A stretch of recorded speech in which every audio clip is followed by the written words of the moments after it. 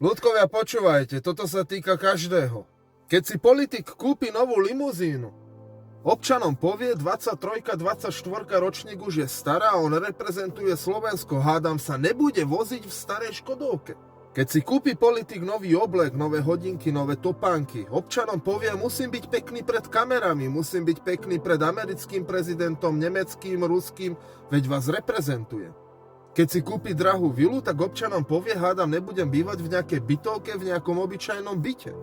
Keď si dajú nejaké stretnutie, objednajú si najdrahšie jedlo, najdrahší alkohol. Občanom povedia, však nemôžeme jesť obyčajné jedlo ani obyčajný alkohol. Ako by to vyzeralo? Bola by to hanba.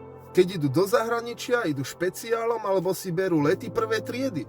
Lebo lety bežnej triedy, to je tiež hanba. Slovensko musí vyzerať v očiach zahraničí velice dobre. Takisto, keď politik poruší zákon, bože chrán, že by išiel sedieť, ako by to vyzeralo? Proste takéto veci sa nemôžu diať. Politik zarobí tisíce a tisíce eur, ľuďom povie, však ja sa o všetko starám, zaslúžim si to. Politici prezentujú Slovensko a ľudia sa na nich pozerajú a pýtajú sa, nemala by byť vaša prezentácia založená na blahobite národa? A nie na blahobite vás politikov? Lebo medzičasom si ľudia len tak opravia staré auta. Len tak kúpia nové oblečenie. Len tak zoženú bývanie. Len tak nakúpia jedlo. Len tak bože chráň, že by išli na dovolenku, keď im niečo ostane z tej almužny, ktorú zarobia.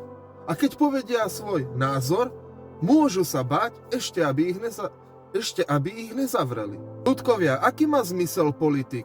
S pekným autom, s pekným oblečením, s pekným domom, s plným bruchom, keď národ živorí. Je to na zamyslenie. Pozdravujem.